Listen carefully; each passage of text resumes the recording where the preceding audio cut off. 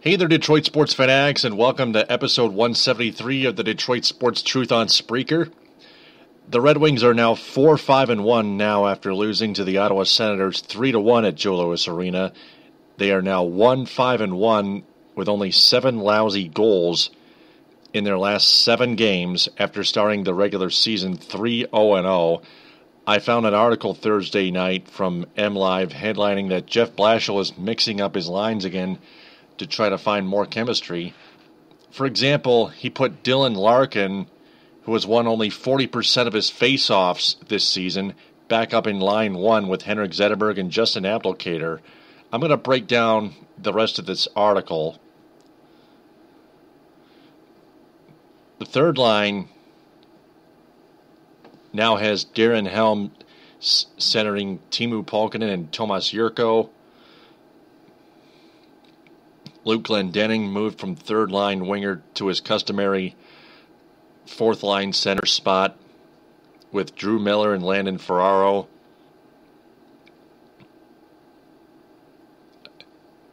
Actually, he was skating with Drew Miller while Landon Ferraro and Joachim Anderson rotated at the other wing.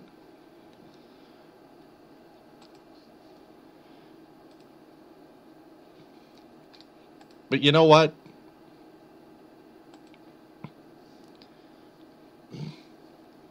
Riley Shahan, to finish it off, is centering with Tomas Tatar and Gustav Nyquist. Hey, that's good chemistry there. Yet, the Wings still can't get any offense going, or much, if not no offense at all.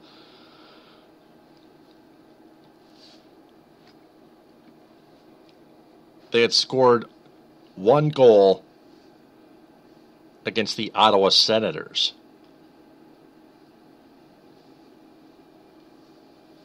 The Senators were 4-3-2 going into that contest Friday night at Joe Louis Arena, with Jimmy Howard starting in goal against Andrew Hammond.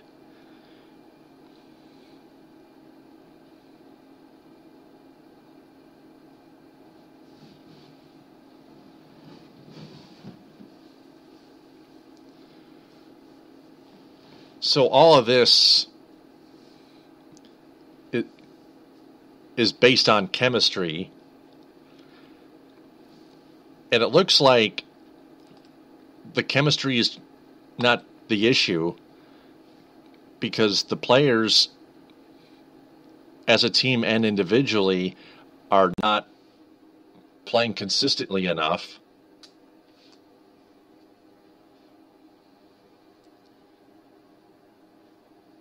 They don't corral the puck properly. They pass the puck too many times and turn it over.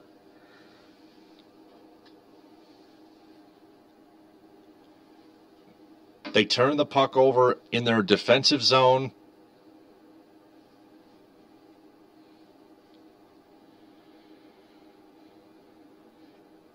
They commit dumb penalties. Their power play is ranked 17th with a 6 for 36, 16.67%. Their penalty killing is ranked 15th.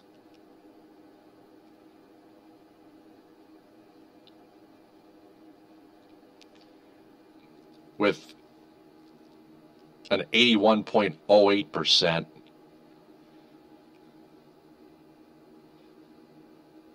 Seven power play goals allowed in 37 times that the Red Wings were shorthanded thus far this season. In 10 games. In the last 7 games, they've been awful.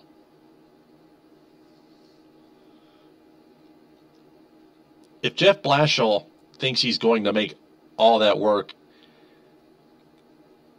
with better chemistry, he's dead wrong. Chemistry, or lack thereof, is not the issue. Don't you think I know that? This whole team is still inconsistent. They keep turning the puck over, they don't shoot the puck enough, and their power play is 6 for 36, ranked 17th, which isn't good enough. Keep mixing up the lines all you want, Jeff Blashill, but it just won't work at all. They need to perform more consistently as a team. Again, they are 1-5-1 in their last 7 games because of inconsistently. They don't need a spark either. That article is totally silly and lazy. Screw it. Perform more consistently. Here's an idea if you want more consistency and spark. Send Tomas Jurko and Landon Ferraro, for example, back down to the Grand Rapids Griffins and call up Anthony Mantha and Andreas Athanasiou. Those 2 new guys, for example, are your men for more consistency and spark. Not Jurko and Ferraro. They don't bring much to the table. Look at what Mantha and Athanasiou have done statistically for the Griffins online at AHL.com under stats inside skaters by team. 4 points combined. 2 points each. Now look at what Jurko and Ferraro have done combined on the Wings website. 1 point. 1 assist. They don't produce much. They don't produce enough. And they don't even step up on the ice in any hockey rink. It starts with defense. Go with Mantha and Athanasiou. They are beating Jurko and Ferraro 4-1 in points. Also, Darren Helm has 0 points and is a -4. Ouch. Don't you think I know that? And spare me this we're in a slump here. Everyone goes through slumps. Ah, shut up, you idiot. What? Oh. That's never allowed on my show. Jeff Blashill quoted in this article written by Ansar Khan of MLive, headlining Red Wings juggle lines again, searching for chemistry and ways to spark some players. Quote, "We think we got better in us. Part of my job as a coach is to try to find the best combinations to put the guys in the best chance to be successful."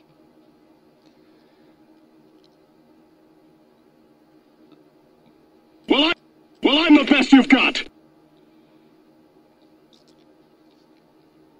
You know what? It's not working right now. I know it's only 1 game after you've done that, but so far it's not working. It doesn't take too much time either to get them going.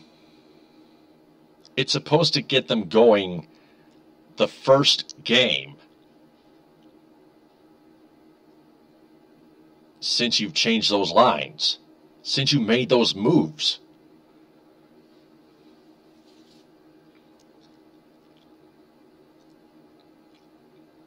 As far as that article is concerned, I never take lazy crap like that. This is all a 50-25-25 split on the players and coaches for this awful skid. 50 of this is on the players, considering how inconsistent some of the players have performed, which is widely contagious. And 25 of it is on the coaching staff, including Jeff Blashill, for not taking enough control of this team and making the same decision over and over again, instead trying to shuffle lines when they realize some of their young players are not producing offensively in terms of points and not stepping up defensively. And I like Jeff Blashill and Chris Chelios too, and Tony Granato. They're great coaches.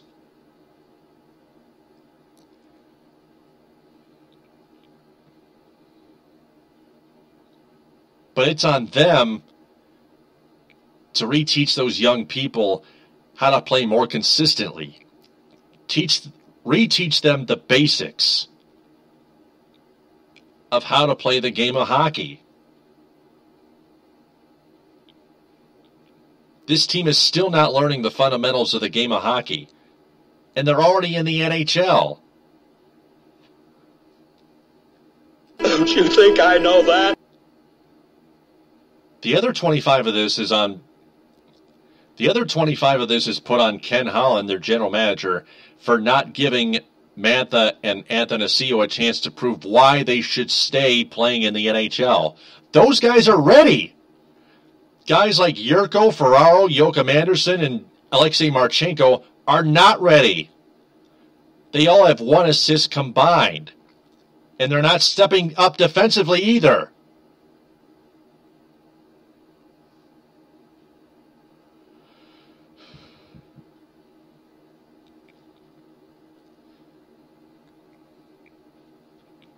If anybody's listening right now, you can call me at 231-429-3668. It's live, recorded, and archived. This is episode 173 of the Detroit Sports Truth,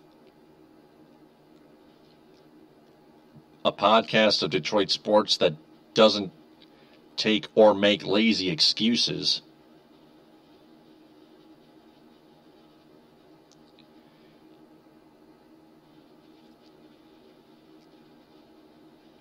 It does some clean, nifty detective work. And it cares more about your Detroit teams than any other mainstream radio feed in the Detroit area. It can beat 97.1 The Ticket. It can beat Detroit Sports 105.1. It can even beat 1130 WDFN with Shep in the morning from 7 to 10 a.m. every weekday with Matt Shepard. And I like Matt Shepard. He does a heck of a job giving Detroit sports fans exactly what they want. He does all the homework, or most, if not all.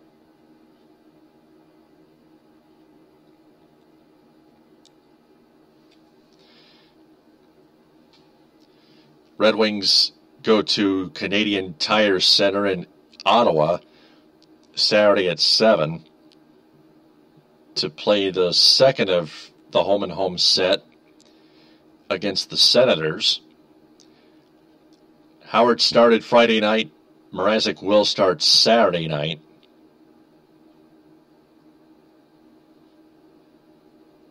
See how that one goes. Hopefully they play more fundamentally and not make any stupid mistakes. Hope they get more goals, huh?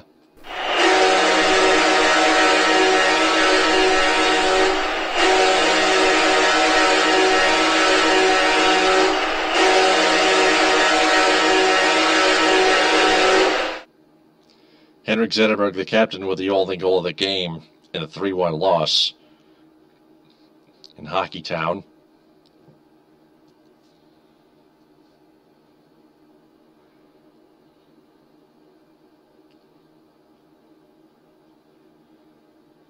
Zetterberg can't do it by himself, for goodness sakes.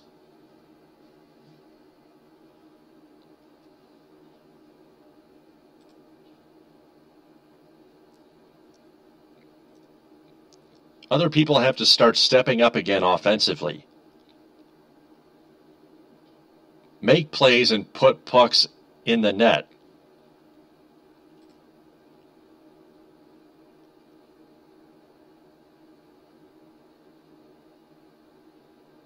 They can only score on a 5-on-3 power play.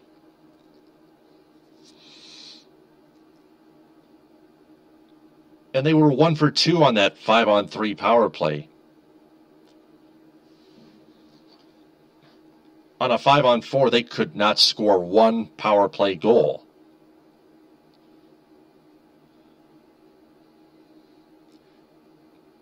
They've only scored 2 power play goals on 5-on-4 in that 1-5-1 skid. Just 2 on a 5-on-4. And only 1 on the 5-on-3.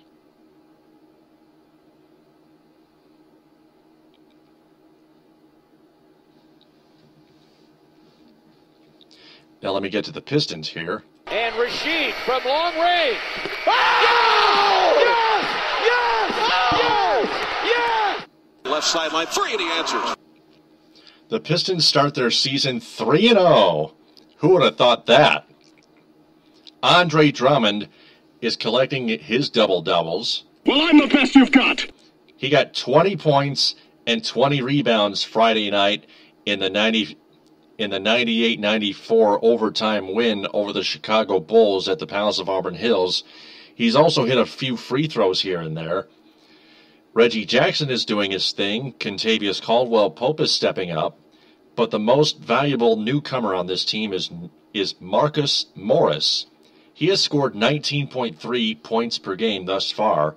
In all the first 3 games, their defense has been solid. They held the Atlanta Hawks to 94 points in regulation, the Utah Jazz to 87 points, and the Bulls to 94, 83 of them which came in regulation. The Pistons have off until Tuesday when they welcome the Indiana Pacers into town. 7:30 tip-off on Fox Sports Detroit and Detroit Sports 105.1 in Ferndale. Stanley Johnson has made a nice NBA debut after being drafted at number 8 overall this calendar year, 8.3 points per game.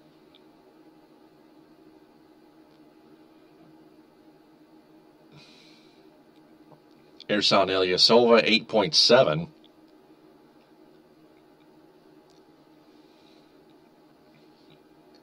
Anthony Tolliver, 5.5. It's better than Steve Blake's 1.7. Steve Blake with 5.3 assists per game. Same for Reggie Jackson. It's a Steve Blake and Reggie Jackson co-lead the Pistons in assists per game with 5.3. That's a positive note for Steve Blake, for example.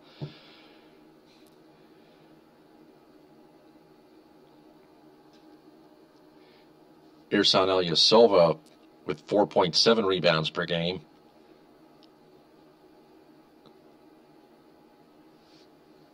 Andre Drummond and Reggie Jackson co-lead the team in steals per game with 1.3. Drummond, of course, leads the team in rebounds per game with 16.3. Andre Drummond is out shooting Ersan Ilyasova from the charity stripe 58.1% to 50%. He's out shooting Aaron Baines at the free throw line 58.1% to 50%.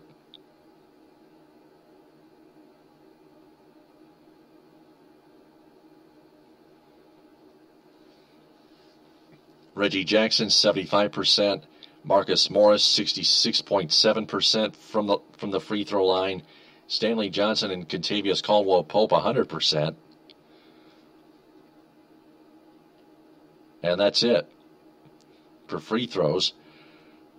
Free throw percentage for each team.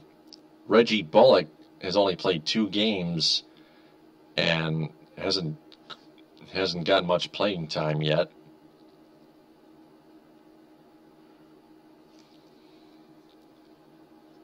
He's got only 1 rebound per game.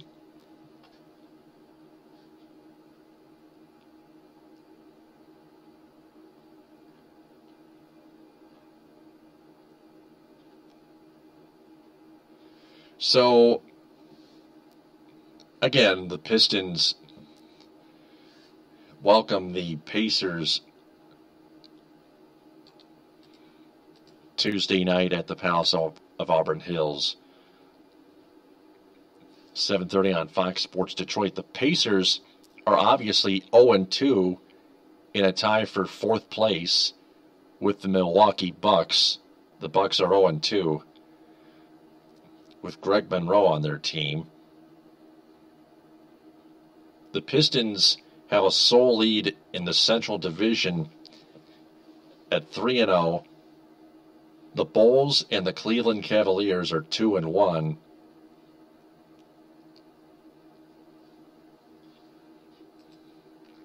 Jody Meeks is injured for 3 to 4 months. with a Jones fracture in his right foot. He had surgery and is expected to miss 12 to 16 weeks. In other words, 3 to 4 months, if you do the math. That's devastating. But the Pistons will get Brandon Jennings in late December.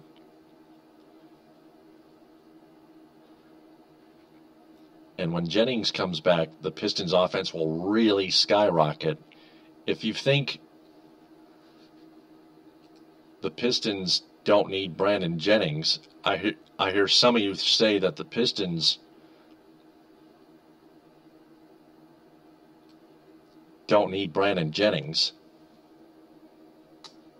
Well then, You're crazy! You're crazy! You're crazy! Are you crazy? they need Brandon Jennings. Sorry to those of you who think that they don't. They do.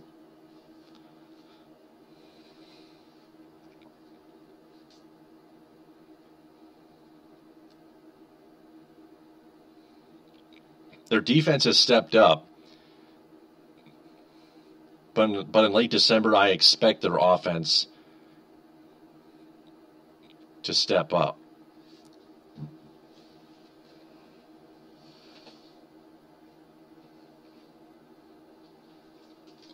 But granted, the Pistons are 3-0, but there is no perfect season ever in the NBA for any team. I hear a lot of you fans pulling for the Pistons to go 82-0 and 96-0 and 98-0 and whatever. You're crazy! You're crazy! You're crazy! Are you crazy? Again, there's no perfect season in an 82-game schedule ever for any team. Whether it's the NBA or the NHL or MLB, that regular season is 162 games. I don't expect any team to ever go 162-0 or 82-0, for example. There's been a perfect season, or a perfect regular season in the NFL. The New England Patriots, 16-0. They went on to lose the Super Bowl to finish 18-1, losing the Super Bowl to the New York Giants. A 19-0 season would have been a hell of a lot nicer for the Patriots or any other team. The Lions have finished 0-16 before in 2008. They're certainly not going to finish 0-16 this season. They already won in overtime 37-34 over the Chicago Bears in Week 5 at Ford Field, which should change its name. The Fords need to sell this team.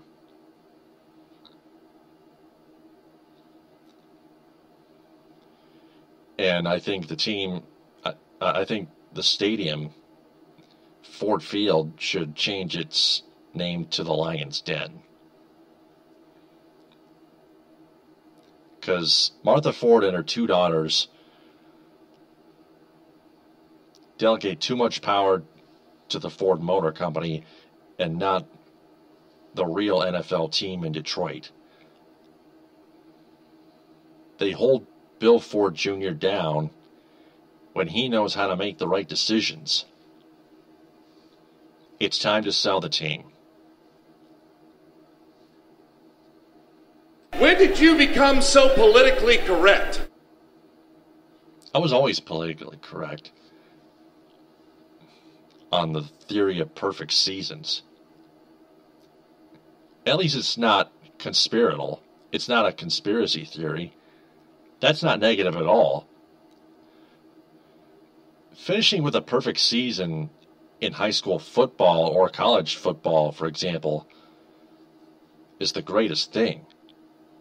But finishing with a perfect season in the NBA, NHL, and MLB is so impossible that it'll never happen.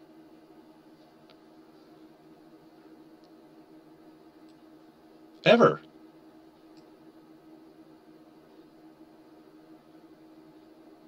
So stop pulling for your team to finish with a perfect season early on. That goes for Tigers fans and Pistons fans. Stop it.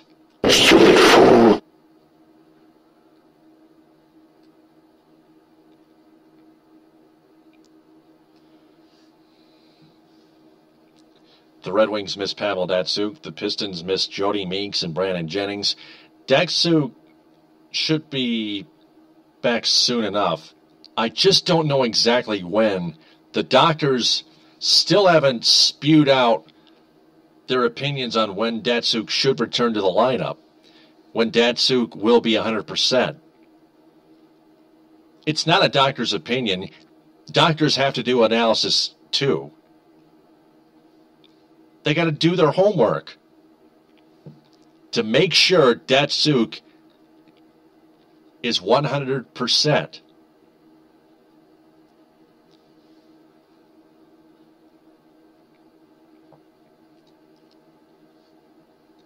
Datsyuk is recovering from ankle surgery in the off-season. He was expected to miss 4 to 6 weeks.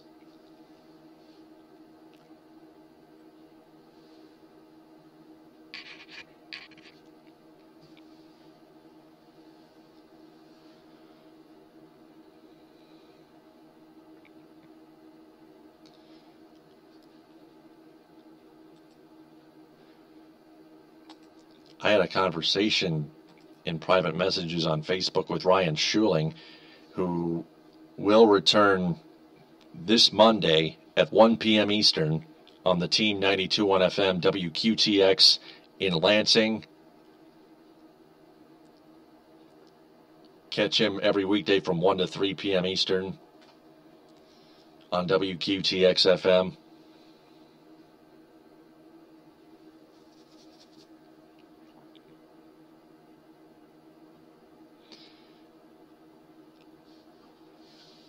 And Schuling told me it depends on how Datsyuk feels, doctor's opinion. I asked him, why can't the doctor just spit it out? I hate the fact that people are being too silent when it's time for them to give us answers. He said, they're like that in hockey more than other sports.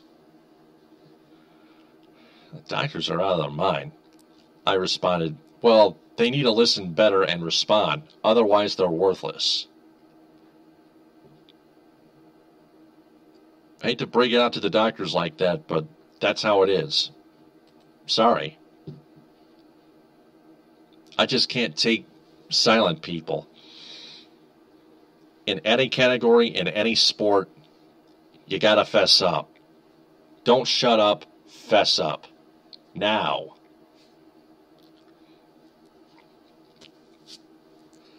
There's no way I can sugarcoat any of this.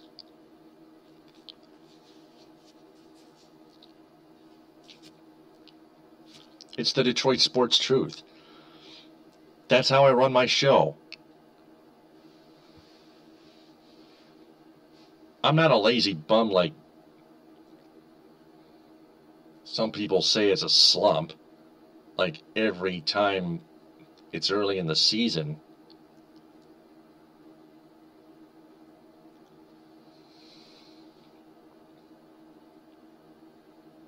I do the homework. Around the clock, 24/7, 365. Upcoming games: Michigan at Minnesota at 7 p.m. on ESPN. Minnesota's head coach stepping down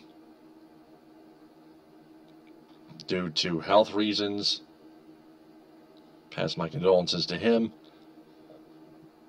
But Michigan's got to take advantage after having a bye week following a devastating loss to Michigan State. The Spartans, who are still undefeated at 8-0. They have a bye week this weekend. I expect Michigan to win. And my Central Michigan Chippewas play at Akron this Saturday at 2. The Western Michigan Broncos and the Eastern Michigan Eagles played this past Thursday night.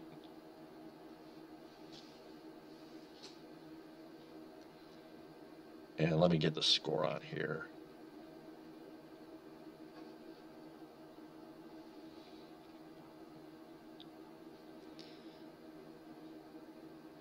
And it was the Broncos on top, 58-28. The Broncos were just the better team than the Eagles were. Eagles just can't win a game. Broncos, kind of so-so.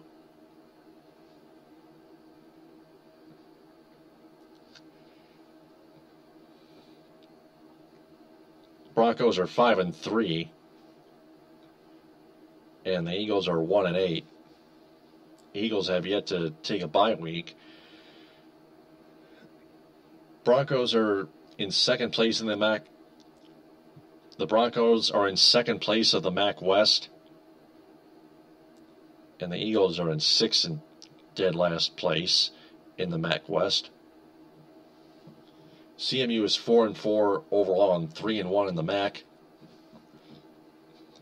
Akron's 3-4 and 1-2 in the MAC. Toledo is undefeated. The Rockets,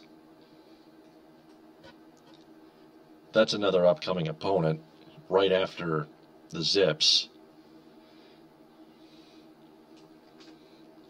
Other headlines here. Pistons will retire guard Chauncey Billups and center Ben Wallace. Their numbers 1-3. Tigers pitcher Alfredo Simon settles at $150,000 in a civil suit for alleged sexual assault in 2013. According to his attorney, that was when he played for the Cincinnati Reds. Former Pistons head coach Flip Saunders passed away of cancer. He previously coached the Timberwolves. My deepest condolences go out to him, even though he never won an NBA championship or an Eastern Conference championship. The Lions' old stadium, the Pontiac Silverdome, will be demolished next year.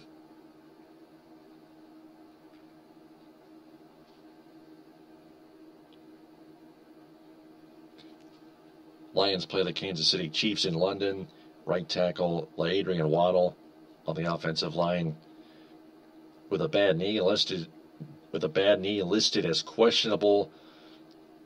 Tight end Brandon Pettigrew with a bad elbow is probable. MSU approves $50 million to a $50 million upgrade to the Breslin Student Events Center, including Draymond Green's Strength and Conditioning Center. Tigers pitcher Daniel Norris announces he is cancer-free after undergoing surgery to remove malignant growth on his thyroid. And 6'2", 180-pound quarterback Michael Schuster joins Michigan football as a walk-on, the fifth most passing yards in Pennsylvania state history. You know, high school Pennsylvania football.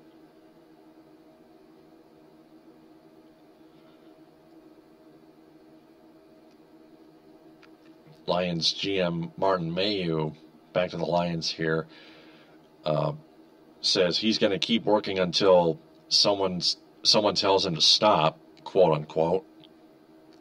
Good luck with that. Chances are you're probably going to get fired soon.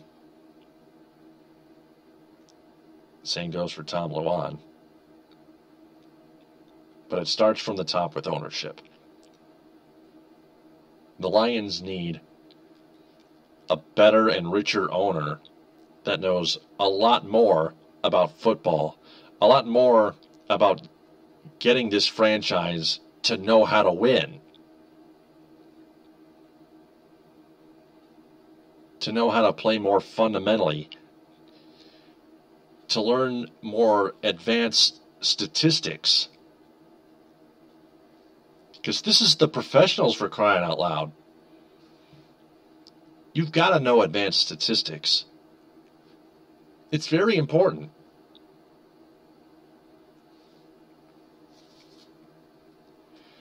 So that's all I have to spit out for episode 173 of the Detroit Sports Truth.